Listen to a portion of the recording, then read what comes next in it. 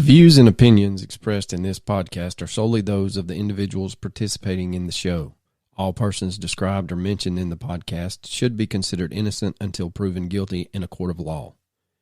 This podcast contains subject matter such as violence and graphic descriptions along with adult language, which may not be suitable for all audiences. Listener discretion is advised. On June 30th, 1991, in Galesburg, Illinois, a father is worried about his son, whom he hasn't heard from in 2 days. He goes to his son's house and finds a horrific scene. At first, it seems like his son has committed suicide. But upon a further investigation, the father isn't convinced, and he turns up some extremely compelling evidence. You're listening to the Mysterious Brews podcast, and tonight we bring you the case of Danny Williams.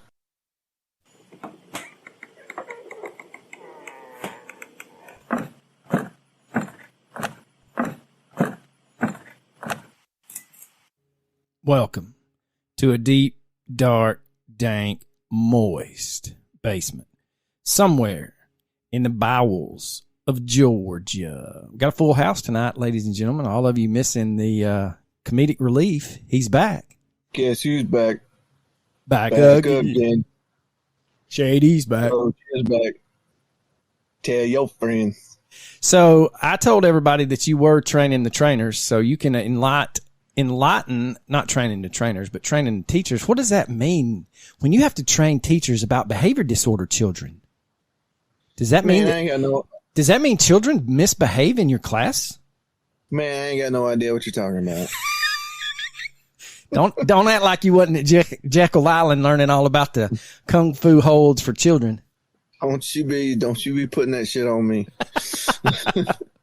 It's making me sound important and shit, because I ain't. And I don't want to be. That's what I tell everybody. I don't want to be.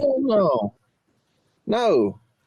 It's like somebody today was like, hey, why don't you interview for that position? I was like, have you lost your ever-loving mind? My goal at work is for one day my principal to see me and go, son of a bitch, he still works here? Exactly. I ain't seen you in weeks. Like, it's like, man, that reminds me, I got to do your observation. Like, oh, shit, man, shit. Well, everybody was like, man, you sounded scared to death working on that episode by yourself. So I have to give a little background. I had to redo the setup. Yeah, don't know. I was scared to death because you wasn't here. Once and for all that what little I contribute is vital. So, because you were scared, you didn't know if you were mispronouncing shit. Oh, I knew I was mispronouncing shit. I'm speaking. You just had to be like, man, I don't know how bad that one was. Wish there was somebody there. Somebody. So I had everything set up, did the opening, and then I was about to do, I think, the patrons. And I swear to you, the mic stand falls over. It pulls the cord to the board. I have to catch the board, the mic stand, and the mic, and then somehow it doesn't land on my toe. So I'm cussing up a storm. And so, yes, I was out of breath, and my voice was a little quaky. That's the ghost of Coach, man. That's right. And he's like, I needed to let you know I was still there. You dumb bastard. All right, so I think we have a 5-star review or two. We got 2, my friend. Doses? Mises, Moses. We got one from Carrie Barra. Said this podcast adds a little spice to ... I'm not sure because it won't let me see what the rest of it says or if there's anything. Said, I'm very much enjoyed this podcast. I found it a couple weeks ago when I searched for Jennifer Kessie. I like hearing different views on cases, and I appreciate their banter. We do have good banter. We really do. We really, really do. And then we got one from Audible. What was her name again? Jesus Christ. Why did you Man, Her why do name you was do Jesus that? Christ. Jesus Cristo. Her name is She actually sent- Angela Fisher Raymond. That's a good name, but she actually sent it to us on our on a messenger because I don't think we know how to see Audible reviews. We could have tons of them. Yeah, we could. I have no idea how to get there. I got no idea how to do it. But I like the review system because you can review us overall, our performance, and our story. And she put all 3 5 stars. That And she titled is awesome. What? I said, that is awesome. Don't interrupt me. That is so rude. Now I know how it feels. Oh, it's on now. And that's what I said. I know how it feels to be interrupted. It's so rude. I now feel bad for doing it. Yeah, I can tell. Well, I gotta get, people gotta know that I'm here. I guarantee you 10 minutes in to last week, somebody was like, damn, Coach is being quiet this week. Probably. He ain't interrupted not once. Don't think I didn't think of cutting you in going, dang. That is 90% of my contribution. I got that opening and I got the dang. You take those 2 things away, I am not in it very much. Hold on 1 second.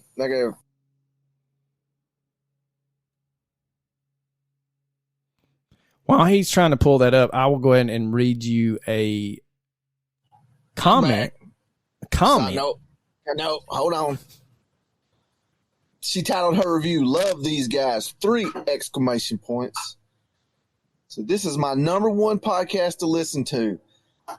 Always do a great job and are funny as hell. You damn right. Yeah, we are. Y'all tippy waitresses, we'll be here all night. So, in our episode on Laura Bible and Ashley Freeman, Laura. Yeah. How are you going to correct yourself by that you got a name wrong by getting a name wrong? I know. That's how I do things. So anyway, Jennifer Evans says, I, for one, want to commend Arlo on the in-depth investigation. I mean, getting actual audio of evidence being turned over, that is awesome. So with that, Patreon's app for us sucks. But if you go through the website, you can't see what they're saying, so I have to go. But anyway, enough of that. So where's the damn good news? We had no one cancel their membership this week. Hell yeah, that is a win right there, boy.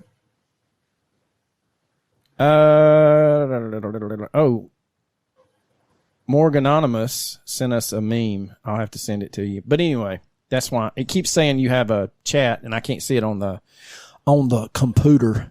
But let's get to the most important part. I figured out how to see the ratings on Audible. And we only have one. We do only have one, but it's 5 stars from July 21st, 2023. Dang. As being a veteran consumer of podcasts and audiobooks, I've come to have a certain expectation and quality standard. Usually it's these standards that keep me coming back for more. Not with this podcast.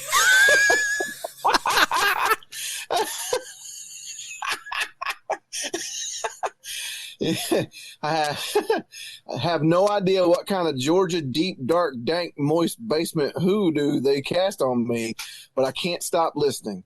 Shit, I'm not even interested in a lot of the topics. God help me for saying so, but you should give them a listen.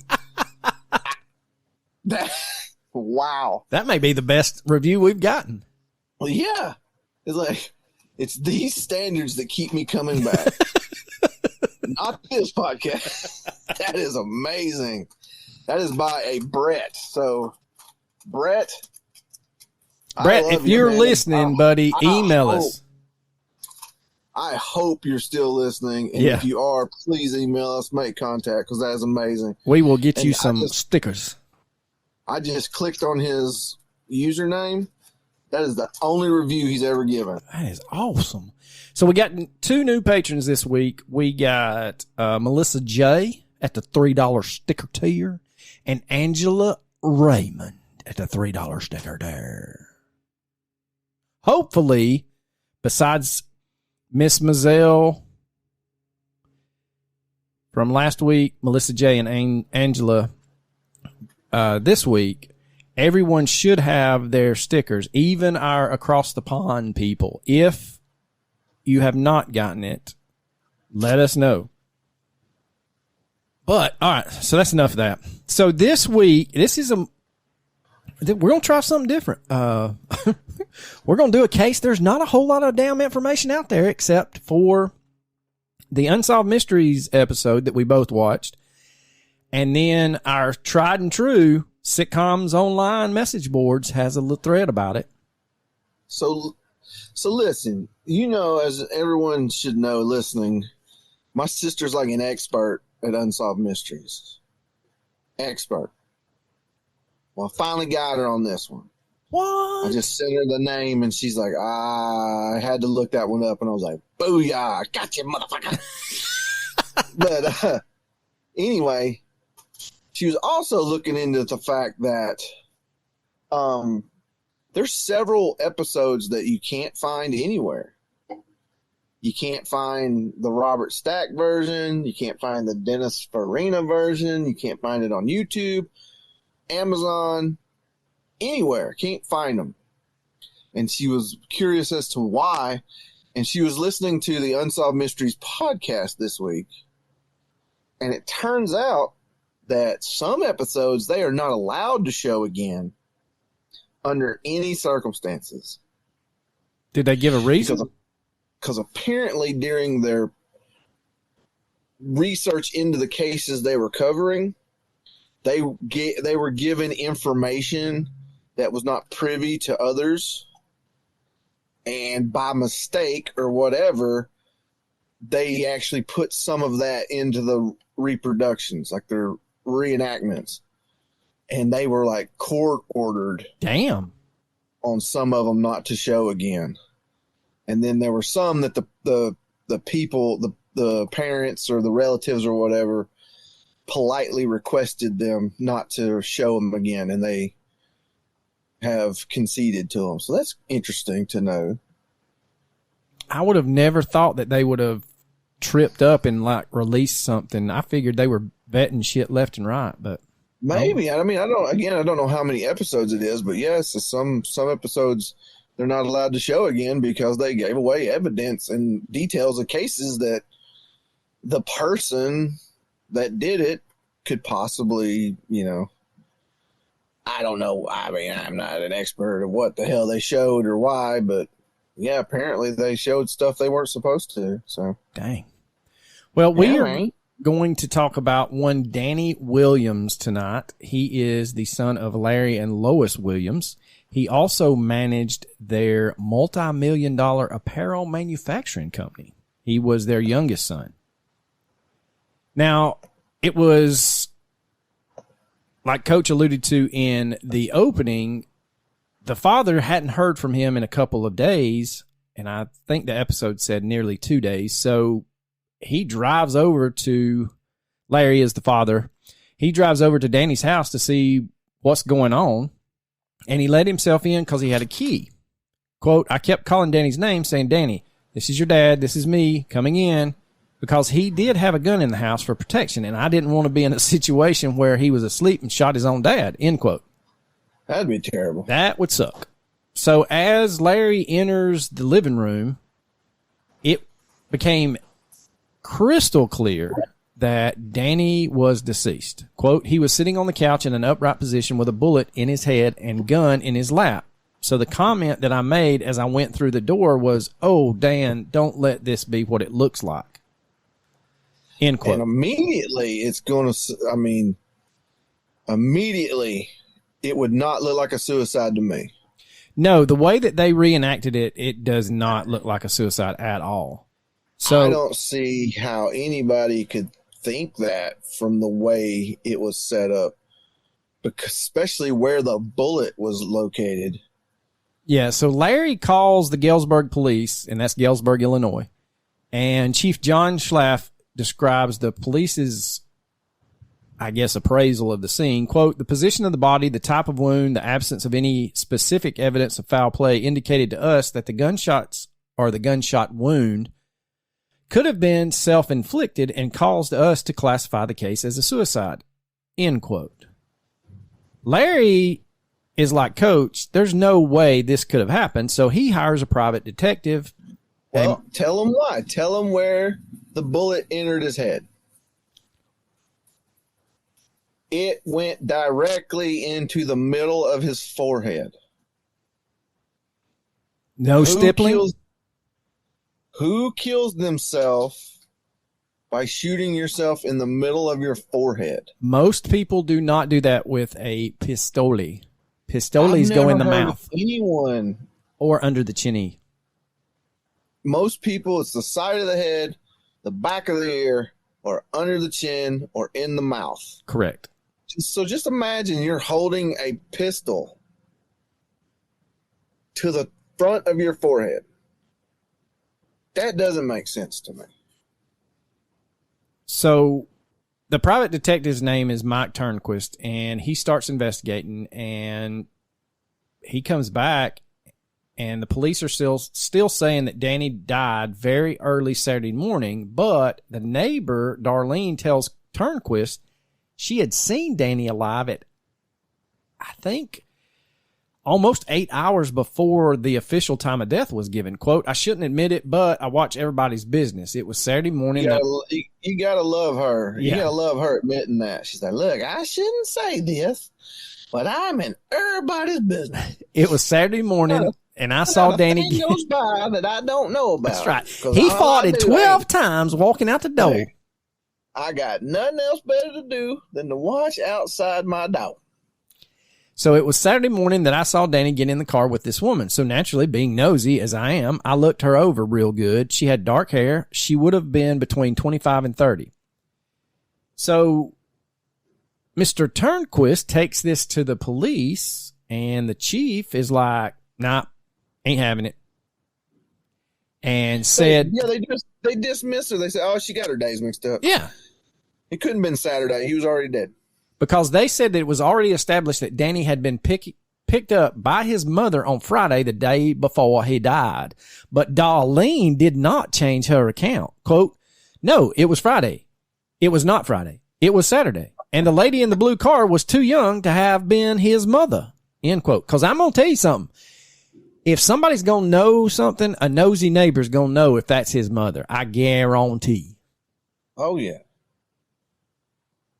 Because everybody's had nosy neighbors, and they're good at their job. Like, yeah, they are. They are amateur detectives before internet sleuthing came along. They were the ones to go to for information. Especially if they were retired. Oh, gosh. Especially if they were, now, I never said this, but especially if they were retired and didn't like you. Yeah. If they didn't like you, they damn near knew everything about you. Yeah. Well, I never said that sweet little old lady didn't like Danny, but I'm just saying it's the truth. Yes. Now, other witnesses, they didn't like you. Golly. Other witnesses would come forward and state that there was some activity at Danny's house on Sunday. This is 24 hours after he died. According to Chief Schlaff, at least one person reported seeing a young man with curly brown hair, approximately 5'4", and then Schlaff pulls another one and says, I think this witness got something wrong. Quote, eyewitness testimony can easily be mistaken. It's as simple as that. They may have seen some activity there, but it's a distinct possibility that the days may have been confused as to when they had seen that movement. End quote. I mean, that's true. Eyewitness testimony is traditionally is not the most reliable thing, but still. Yeah, I don't know. There's a whole it's almost like, no, this is suicide and we're going to make sure it fits. Well, also you got to think that when they speak about eyewitness testimony being unreliable, it's typically during a high stress situation. Like if you were in a bank robbery or you witnessed a murder, that's when mostly the eyewitness testimony comes into question. Not when you're a busybody watching your neighbors. There's no stress there. That's her comfort zone. You know what I'm saying? She's going to know. Now, Danny's father would come out and state that some of the physical evidence that the police found went against the suicide theory. The bullet that supposedly killed Danny exited through his head and lodged in the wall. When the police removed the bullet, there was only one small spot which appeared to be blood on the paneling. Private investigator Mr. Turnquist found this suspicious, stating, quote, "With the head being that close to the wall, you most certainly would expect to find larger, massive amounts of blood splatter either at or near the back of the couch, and most certainly on the back of the wall." Now, Danny's dad, Larry, was convinced this was not a suicide, that his son had been murdered. So he brings in an independent forensic scientist, Mark Bessie. Now, quote, "I had this feeling that I was going to go out, see the house, see a typical messy scene, tell Larry that I think your son committed suicide, but when we get to the house, there is a lack of evidence to support this suicide theory." And he's going to find some very, very interesting evidence. Yes, he uses a laser luminescent scanner to look for blood evidence invisible to the naked eye. And he found some significant blood splatter in several places, even on the TV set. Quote, "If Danny had just shot himself sitting there, you definitely would not have had a blood pattern at all behind the TV set, and there's nothing to indicate Danny got up after shooting himself and walked around. So someone else obviously dropped the blood droplets everywhere else that we found." Now, the blood analysis later revealed the presence of two different blood types in the house. Danny's blood type was type B, and the forensic investigator found both type B and type O in the living room where Danny's body was at. He also found type O in the bathroom as well as inside the pocket of Danny's jeans. Inside his pocket. That is insane to me. Okay, first of all, how are you going to get blood inside your pocket? I don't know. That's a very good question. Yours or especially someone else's. So I don't get it. I don't understand. They say that even try to explain it. I'm not. So you don't know. Call this next forensic person a serologist, and I just had to Google it. And serology is the scientific study of serum and other body fluids. What kind of body fluid is serum? I don't know. But I'm just telling you what a serologist is. And this person is Cecilia Guzman, and she states it's not physically possible for Danny to have both type B and type O. Quote, "It's an impossibility. The evidence suggests to me that two people were in the room and they were bleeding, two separate individuals," end quote. The police are like, nope. Now, doesn't she's not able to say if they were bleeding at the same time. No, she didn't. But she said that there's no way those two blood types were Danny's. That proves that there was someone else in the house bleeding. Well, even if they weren't bleeding at the same time, it's still a large amount of blood to be very concerning to any normal investigator. But, the police, undeterred, have an answer. And their answer is the type O blood samples was a compromised crime scene by the cleanup crew. Really? Yeah. Because they're so unprofessional. When they clean up a crime scene, they just spill tons of other blood in there. I ain't buying it. Yeah, I'm not either. And I don't know. This has hints of Fahmy Malek, but again. Well, we talk a lot about incompetence or, planned or unplanned. I'm on the fence about this one. I don't think this is planned. I just think it might not even be incompetence. It might just be apathy. They might not even care at all. That's what it sounds like. Like they just want this case to be over and done with so they can move on. And, it's a suicide. Why sink money and resources into investigating something that's so clearly a suicide? But once they make their mind up that it is, they might not be willing to change it, even in the presence of other evidence. So Larry says that not only do they find this other blood type, but when Mark is in the house, going through the house and looking for evidence, he finds another piece of evidence that undercuts the police theory and supports the theory that the blood of two different people was in Danny's house. Quote, Mark was processing the room. He opened the couch up and a shell casing fell out. Laser tests showed that this shell did come from Danny's gun and it had been recently fired. So there were two shells found on the couch that came from Danny's gun. Now, Mark you got to say that is a sofa bed couch, like a sofa couch, like a couch with a damn bed in it. There you go. I knew you'd get it. There's two shell casings found, but only one bullet hole found. Correct. In the wall. There's no other bullet hole in Danny's house. So that might have stayed in whomever it was put in. Correct. And Mark goes further and he does reenactment, and he says that the body would have gone forward. The body wouldn't have moved back into the position it was in, and the gun probably would not have been in his lap. It probably would have been on the floor or the coffee table. Well, the gun was at him. He's in his hand. Yeah, in his lap. In his hand. That's what I don't understand. And for the bullet hole to get, like you just said, for the bullet hole to end up where it was, Danny himself would have to been leaning forward. Yes. What body, if you're leaning forward and you get shot in the head, what body goes backwards? This ain't Hollywood. Well, according to the lone gunman, if you shoot someone in the back of the head, the head goes back into the left. Just saying. Man, we're not getting into the JFK thing today. Maybe later. Now, Mark believes that Danny was probably not shot in his house.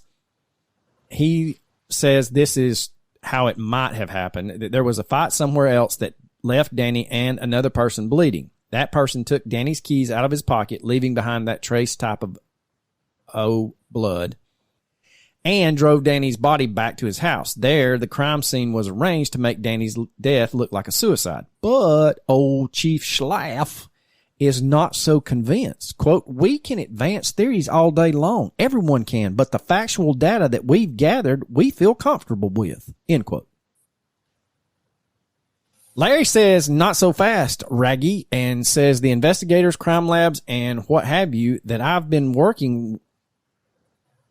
had working on this from the beginning, as soon as they went into the house and saw the evidence that was in there, then, and is still in there now, were convinced, as I was, that this was a cold-blooded murder. End quote.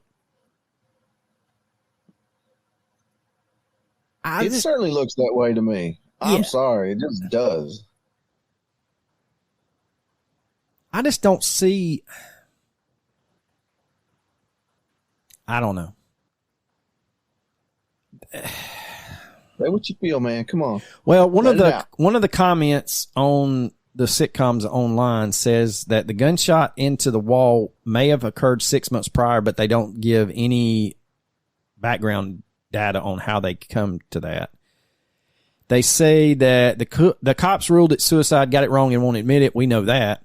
Then they go on to say that the girlfriend definitely knows who it was who murdered Danny. And anything can tie into him working for his family's $1 million company. Lazy cops more like incompetent and inconsiderate. They know there is more but won't admit it. So I don't know. Yeah, I think it might be when it comes to the cops. I think they might just have been digging their heels in. They made their decision, and that's that. They're not going to go back on it and make themselves look bad. You know what I'm saying? Yes. Now, there was somebody else that had said something. Oh, this one was saying that they believe that it was suicide, and this is what they say. There certainly have been plenty of homicides staged to look like suicides by posing the victim in a seated position with the weapon either in the victim's lap, the seat, or the floor nearby.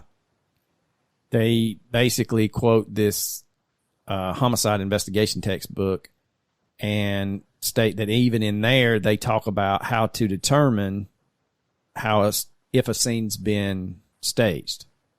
Yeah.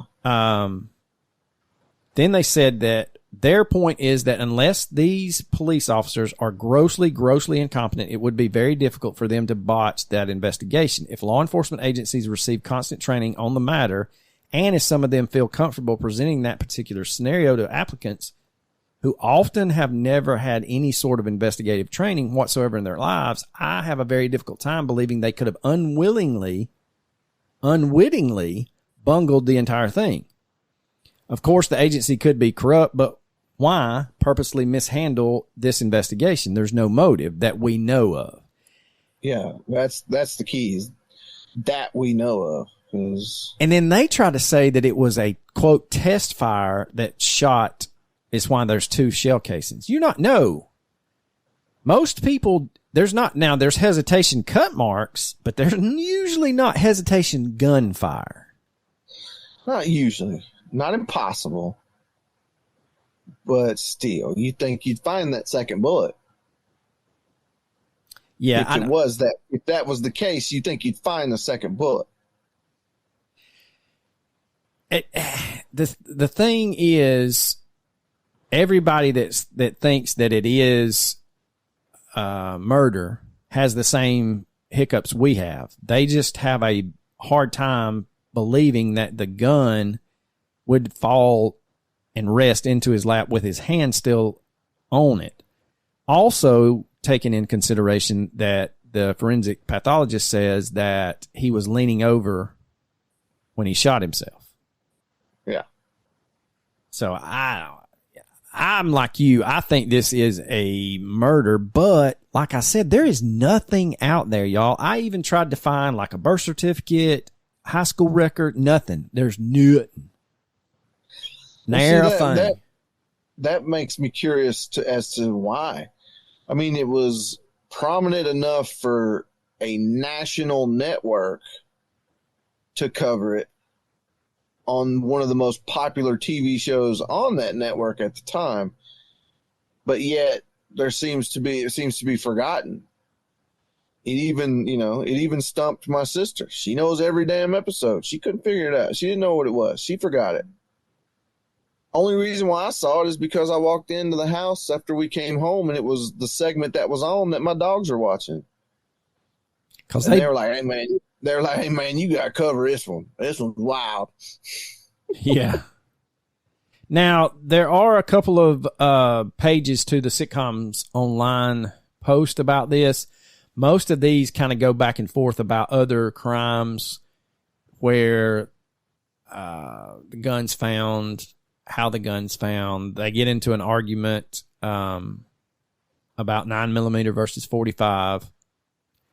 So now this one, I found this very interesting. Now this lady says that she was thinking about Danny's case when she came across several years ago. There was a young lawyer in Michigan who was having an affair with a judge. I think his name was Fletcher. I'll go look it up. But anyway, both of them were married. The lawyer had a daughter with his wife, and she had just gotten pregnant again. And after he assured his lover, the judge, he was not having sex with his wife, the judge was feeding him cases, helping him make extra money, and he didn't want to be discovered lying to her.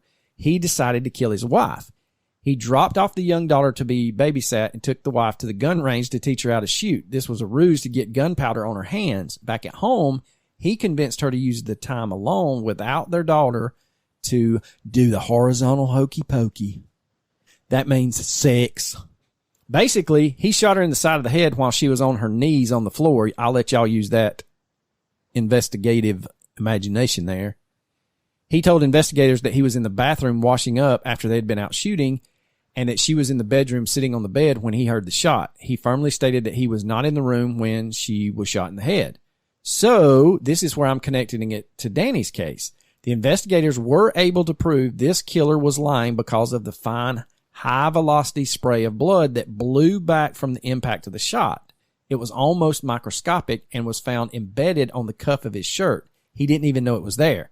If the investigators in Danny's case would inspect Danny's hand or clothing for microscopic spray of blood, they'd know if he shot the gun or not. And that's the biggest thing moving forward. And I'm not going to read any more of these to you, but everybody after this lady's post wants to know, did they test his hand for gunshot residue? And I couldn't find where they did. Yeah, well, I mean, to them, it's a suicide. Why would they? And I can, never mind. I was going to say, I can't believe that the forensic pathologist didn't have it tested, but the autopsy was probably done and he was embalmed, so. Yeah. But anyway, the remaining pages go over a lot of blood spatter evidence in other cases, gunshot residue on hands, that kind of thing. But going back to it, I still think the old boy was murdered, but I don't know what the end game was. I don't know. That's the thing, is there's so much unknowns that, let's consider the fact that it is a murder. It's clearly not random because they didn't rob him. If it's a random break-in murder, why stage a suicide looking scene? They wanted somebody to think that it was a suicide. They took time and effort. You know what I mean? Like, oh no, I agree with you. So if it is a murder, it is deliberate, it's purposeful, he was the target, and they made it look like a suicide on purpose. Yeah, 100%. 100%. So that leads me to believe that it's something more nefarious. Maybe he's embezzling money. Maybe he was caught up in something he shouldn't be. Maybe it was, it's something of that nature. Now, I'm not disrespecting the dead because I don't know. I'm just saying that's what it looks like. And if anybody lives near this great town of, what was it? Galesburg, Illinois. Let us know if y'all knew the family, heard of this case, because I can't find newspaper articles, nothing, y'all. I can't find shit on this case except the Sitcoms Online message board and the Unsolved Mysteries page. So that is a little anomalous in itself. So, Coach, I think we both are in agreement here. It's murder. I think so. This would be where we normally give our recommendations, but what we wanted to do, since this was a short case, was we wanted to give the average Joe a sneak peek and also our patrons a teaser of what we are going to start calling the post-brew hangover episode. And we will start doing these, especially when we have cases that get a little bit of attraction after we post them. We get some discussion in the message boards and things like that. And then we also may just do some of these about some fresh cases that nobody knows about, kind of like Kate Middleton, whether she's dead or alive. I saw something about that. What is this horse shit going on with that? Oh, dude, don't go down the rabbit hole. I got stuck in the rabbit hole a couple of weeks ago, or not a couple of days ago, and damn, if I don't believe she's deader than a hammer. What is it? The damn Kensington Palace released a damn photo, and the AP puts it out, and so do I think the Daily Mail and somebody else over there. And within hours, the AP issues a kill notice on the photo because their people have found that it is highly manipulated and it is a fake, and they don't usually do that. And then so the Royals come out and they're like, no, she's really alive. And they show her in a car, I guess with her mother or somebody. Well, the lady in the car doesn't have the mole that Kate has. And then if you look at the picture, the car mysteriously has 3 right tires. And they're like, Yeah. And then they're like, no. Here she is with her husband in the back of a car. And then that damn photo, the brick above the car is a different pattern to the brick through the window. I'm so damn confused right now. Well, I'm glad I ain't. Don't do it. I'm glad Don't do it. None of that shit. Don't you do it. Don't you do it. I saw one that was like her family, like the kids and stuff, and then they were like, well, there's this whole rabbit hole conspiracy that he was having an affair with somebody that lived close to him. I don't know. That's why I had to like get out of the rabbit hole. I dig myself out, Coach. I don't want to get back in it. But anyway. Well, you know what's crazy is, for whatever reason, even though we fought a war to get away from these people, we're in love with them. Americans tend to be more interested in the royals than the British. Yeah, which I find. They said that what's funny is the British tabloids and the royal family have this understanding that the tabloids usually don't put a lot of negative press out there about the royal family unless the royal family wants it. Kind of like when Markle and them came over here. But they said that basically with the Daily Mail and the other, I can't think of the other one, serving notice saying, look, this was a fake photo. And basically, if you read between the lines, they're saying, look, fuckers, you do this again, we're going to release the hounds and we'll tear this bitch apart. Cause you know how brutal their tabloids are. Oh yeah. Yeah. They don't fuck around. Let's put it that way. No, they don't. So they don't care to hurt feelings or ruin lives over there. Nah, they sure don't. Now, I wanted to go over a couple of things here. One, and we caught a little flack for our Laura Bible and Ashley Freeman case. And that's because I fucked up, played the clip from the news article, and I mispronounced the mother's name. Can't believe you. I know. I'm a dumbass. Trust me. I have been reminded of it seriously. So I pronounced her name as Lauren, and it should have been Laureen. And I do apologize. I have put out the apology on social media, damn near everywhere that we posted it. And it was just an oversight. Shit, I got it wrong. I mean, after 227 episodes, I'm going to get something wrong.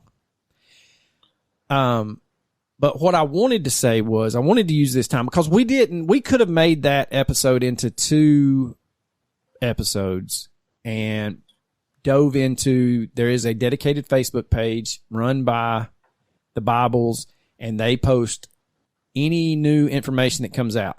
Here's the problem with that.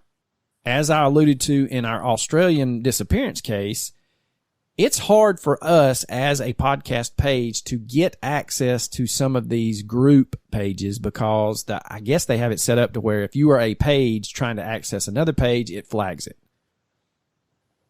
Yeah, I don't know what that is about. I don't know. Very strange. But this is one thing that I wanted to say about the Bible Freeman case. And I don't mean any disrespect at all. I just don't think it's solved. I really deep down don't think the guy they convicted, old Busick, I really don't think he had anything to do with it. Could the other 2 that are dead have had something to do with it? I think they could have, but we go back and we discussed this in the episode. First of all, what kind of piece of shit are you as a person who have, after they arrest this guy, they started coming out, oh yeah, man, I've seen them pictures. Them girls was tied up on the bed. I just didn't believe it. Motherfucker. If you see 2 teenagers tied up on a bed, I don't give a damn if it's fake or not. Tell somebody. That's where I'm hung up on this case. Yeah, for sure. I would rather. I mean, in the briefcase that she supposedly found Hell hath don't no know. fury like a woman scorned. Okay, he choked her ass out. She had him arrested, and then they let that fucker out again. I'm not saying that there's just too much. If this went before a court and they tried this and them two fuckers were still alive, they get off scot-free with the evidence that's been put out there in the media. There's too much. Even if I was sitting on the jury, they'd be like, look, basically you're going to take her word over his word. Yeah, he's a piece of shit and he choked her out and he's a creep. But at the end of the day, there's no evidence tying him to it. And then, like I said, what kind of piece of shit are you, even if you are a meth head or a coke head or a pot head, that you hear these rumors about these two girls being kidnapped and tortured, and supposedly you either A, see a VHS tape about it at a party, or you see pictures about it and this old boy brags about it. If you're buying dope off this son of a bitch and he's charging you an arm and a leg and he shows you incriminating evidence, have that fucker arrested. Well, it wasn't like people around there didn't know those two girls were missing. So that's my there thing. was really a VHS tape showing them. You would know it's real. Well, see, and the other thing is, I think Busick was already in jail on another charge, and I'd have to look it up again, but they started on him. He's already in jail, and I think they offer him this plea deal. Hey, look, if you admit to this and give your side of the story, basically we'll time served and you'll be out in 5 years. And he's like, well, fuck, I'm in my 60s. Okay, fuck it. At least I can get out. Yeah, true. And especially if he's been in the criminal justice system long enough to know that if the jury's convinced that these two poor girls were murdered by me, I'm not coming out of jail ever again. So might as well plea it down as low as you possibly can.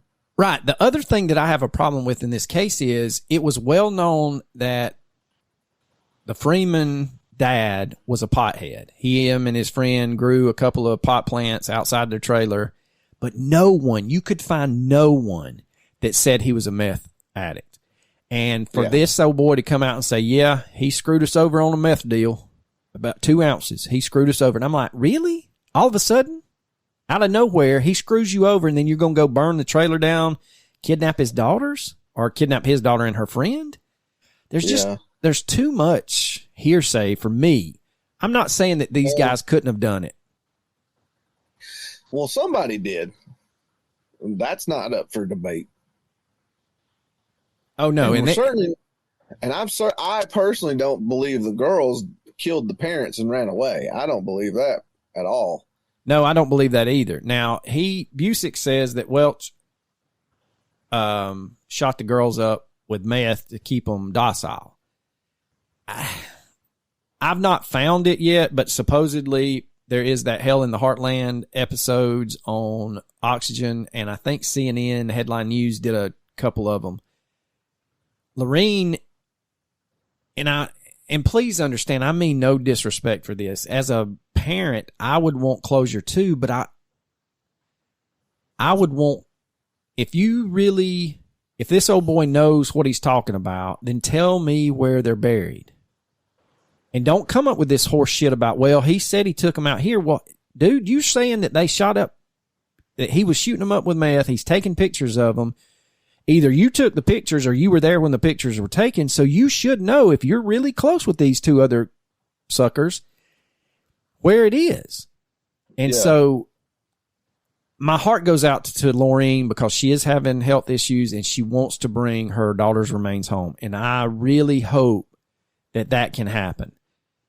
But the way that it's explained, like those mines and those wells out there around where this took place, I mean, they could be anywhere.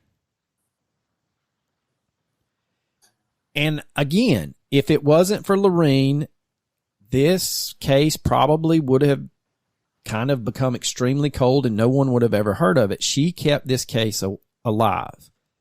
And my heart goes out to her, and I applaud her and her husband for, basically doing the cops' job and finding at least the evidence. Because they said when they arrested Busick, I think they went on their Facebook page, and Lorene and him both said that they had heard about these pictures and this videotape. They had been hearing that for years, and they also knew of the names of these three guys.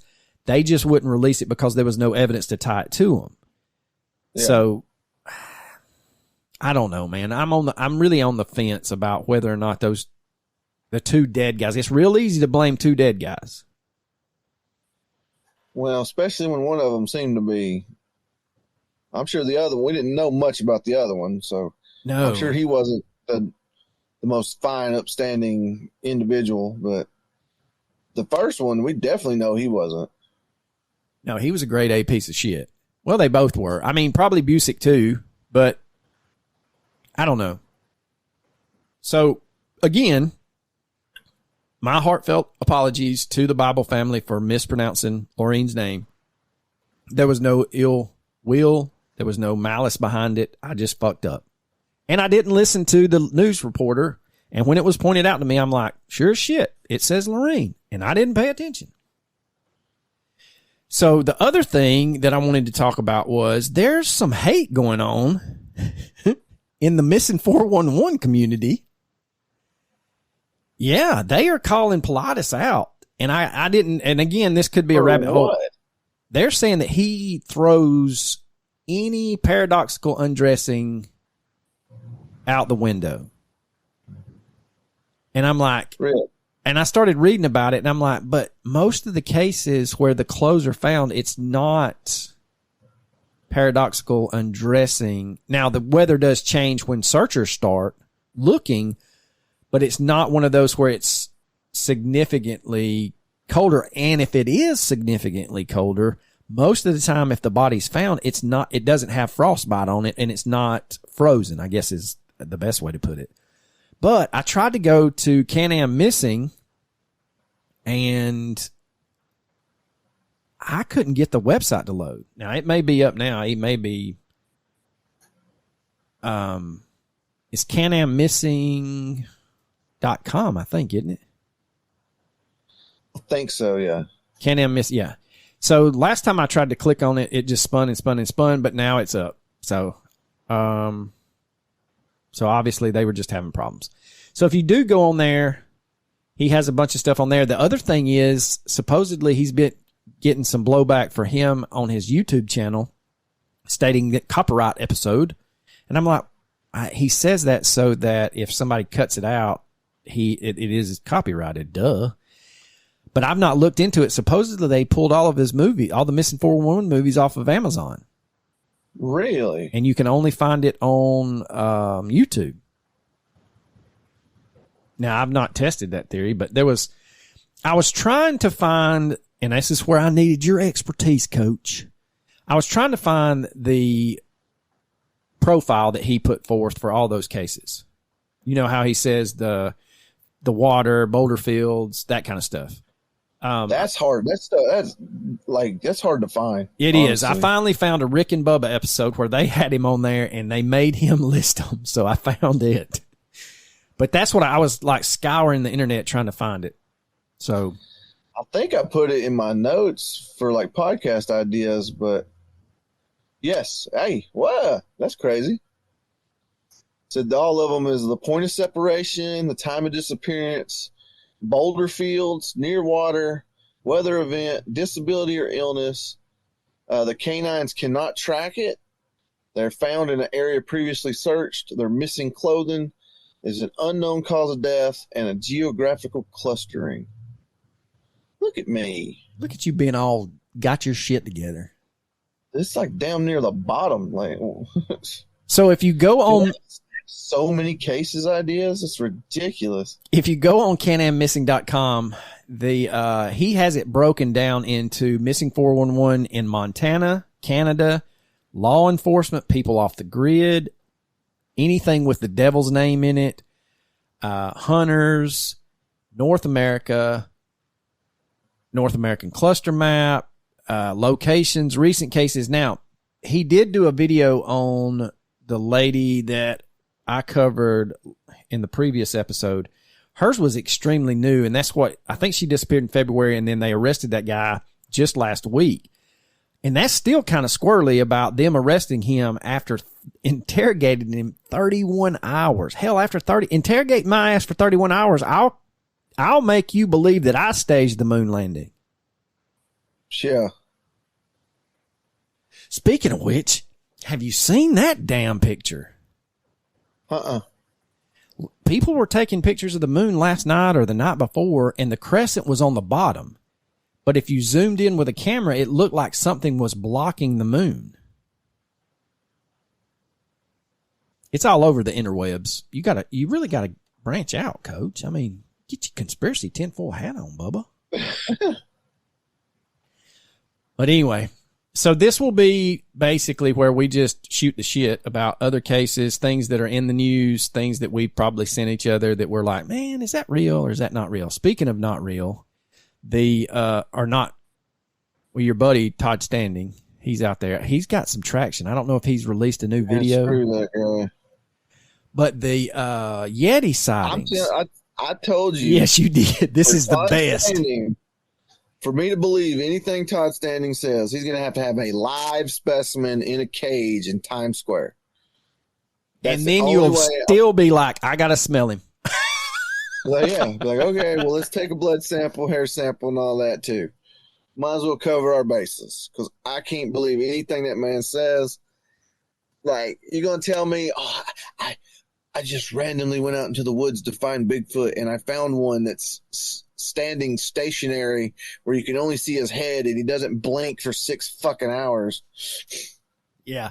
Well, what I was bringing up was, I don't know if you've seen the Yeti ones where those two guys are hiking, and then they turn around and they see this one looks very real because they go back down and kind of put their bodies where they saw this thing at. This motherfucker's huge if it's legit. And then there was another one, and I can't find it. I wish I could have found it again, but I was running to work. This one says the guy is, I want to say he's in Canada, and he's hiking, turns around, it looks back down the mountain, and he thinks it's a polar bear.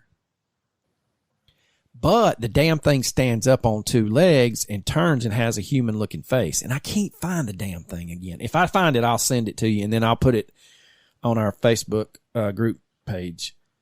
But this is what you can look forward to. Let us know what you think. Let us know if you think this is a good idea, if you don't think this is a good idea.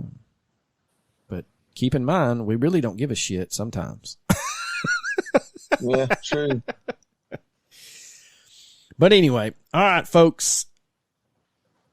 Coach, you want to recommend anything for the good people out there? Let's see. I'm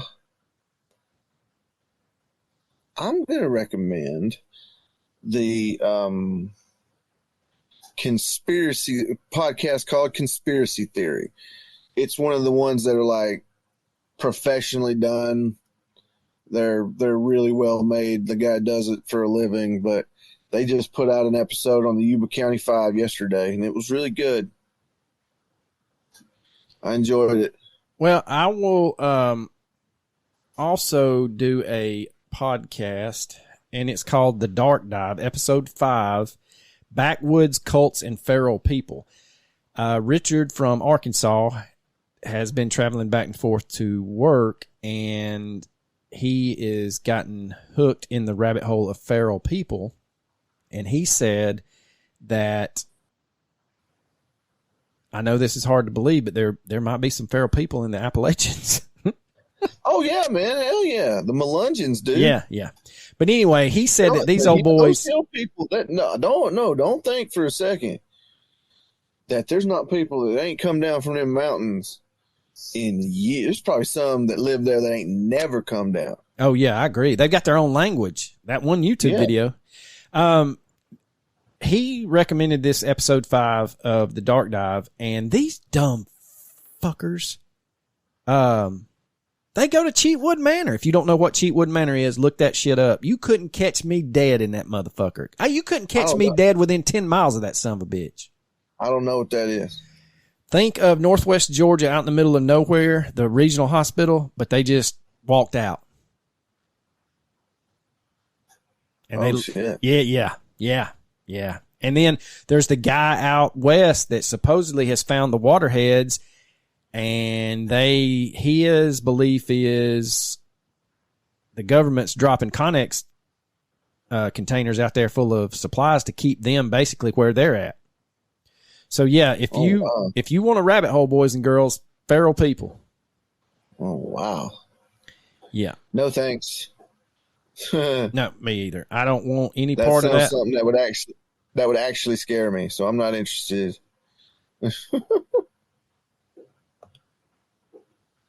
All right, Coach. Well, you got anything else? Well, hell, I don't. Well, shit then. Deuces.